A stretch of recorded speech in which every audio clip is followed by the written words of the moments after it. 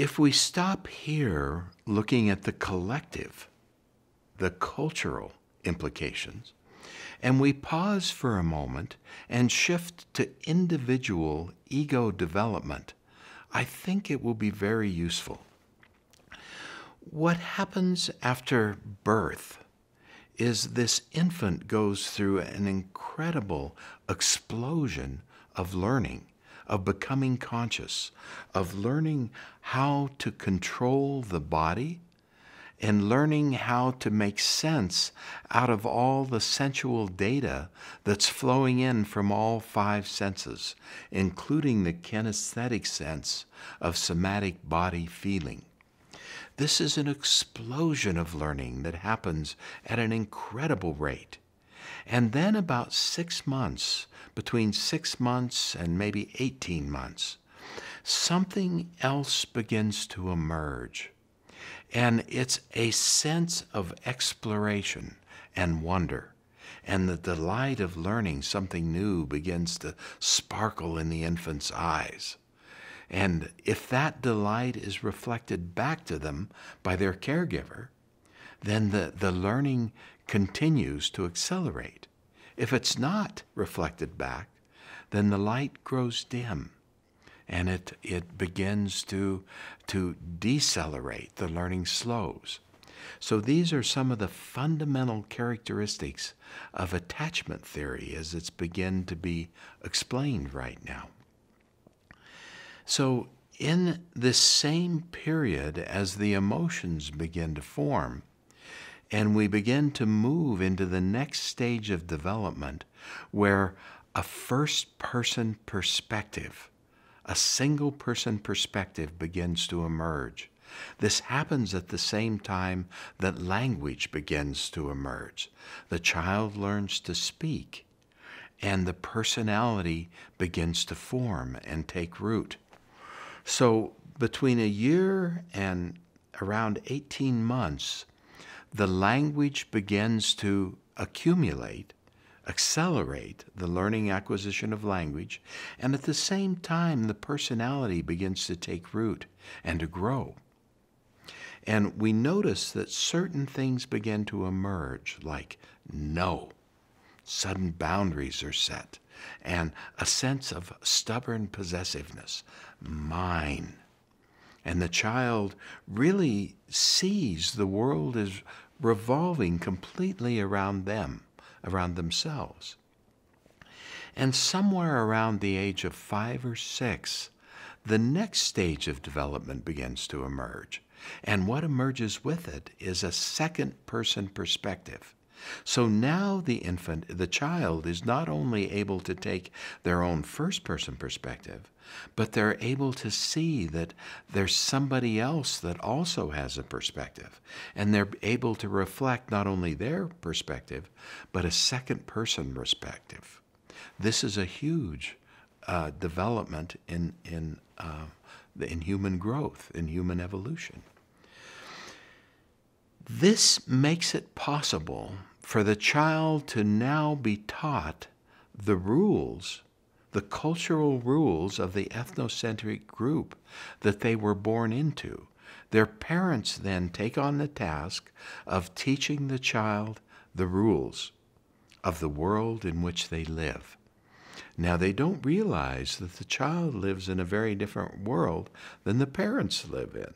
And that's often, especially in today's complicated cultures, the source of great conflict that begins right about this stage of development. But let's avoid that for a moment and just say that the child goes about learning what the rules are, what the ethnocentric rules are. If they're born in a religious culture, they learn the religious rules. If they're born in a scientific culture, they learn the rules of materialistic science. If they're born into a postmodern culture, they're going to learn the rules of equality and being nice and avoiding conflicts, anger. So whatever rules their parents live by, their parents are going to pass these rules on to the child at this tender age of 5 or 6. And that's going to continue till about puberty. Now, what emerges at puberty is a third-person perspective. All of a sudden, rational thought begins to emerge in the development of the child. A third-person perspective. They begin to not only take the second-person perspective, but they begin to be able to see things as objects. And this is where, in a collective sense, in a cultural sense, this would be equivalent to the emergence of the scientific method and the vast explosion of knowledge that came with it. In the individual, they begin to think for themselves. They have the capacity now to decide rationally what they want to believe and what values they want to hold. And this often can be a source of conflict between the child who's just beginning to move into adulthood and the parents, if they have different sets of rational views about what the rules are. It can be a great source of conflict, which will propel the child to leave the nest in some way or just argue. So if development continues around 18 years old, when the individual goes off to college, we enter a fourth-person perspective. Now they develop the capacity to see the actual cultural context in which the rules exist and to compare it to other cultural contexts. In the collective, this would be the emergence of systems theory. Now we're not only able to take a first-person perspective and a second-person perspective, see what someone else thinks and feels, and the third-person perspective, see how the objects relate to what we think and feel, but now take a fourth-person perspective, which enables us to look at these different cultural belief systems and value systems and compare them in a way that makes sense. So this is the way the individual begins to evolve and develop within the context of whatever cultures or subcultures they're exposed to. You can imagine the confusion of a child whose mother is very religious and father is scientific. They've got to navigate two completely different belief systems, which are often in conflict and the source of great arguments between their parents. The child is stuck between these two different ways of looking at the world, ways of believing what's true, and value systems. This is where it gets so interesting and complicated. I remember when I grew up, my mother was Catholic. My father was agnostic at best, if not atheist. And at a young age, when I was being indoctrinated in the Catholic school and then went to the public school, there was a huge difference in the cultural conditions in which I had to operate.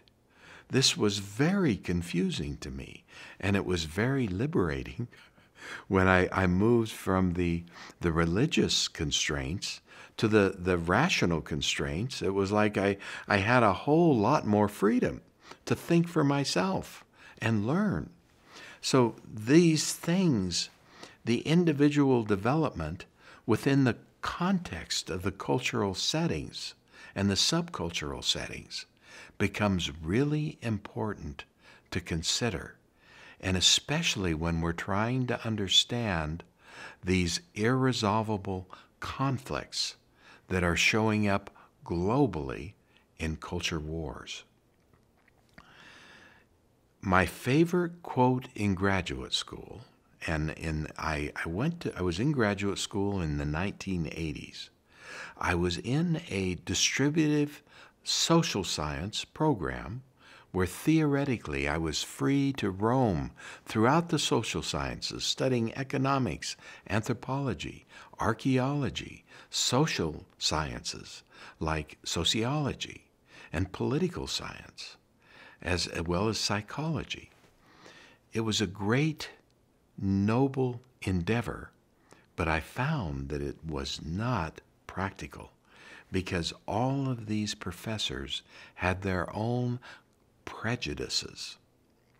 And if we move into collective shadows, the very definition of a collective shadow is a prejudice.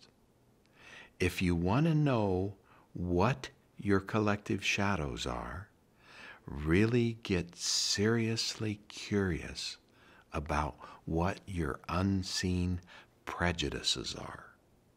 And because they're unseen, they're your blind spots.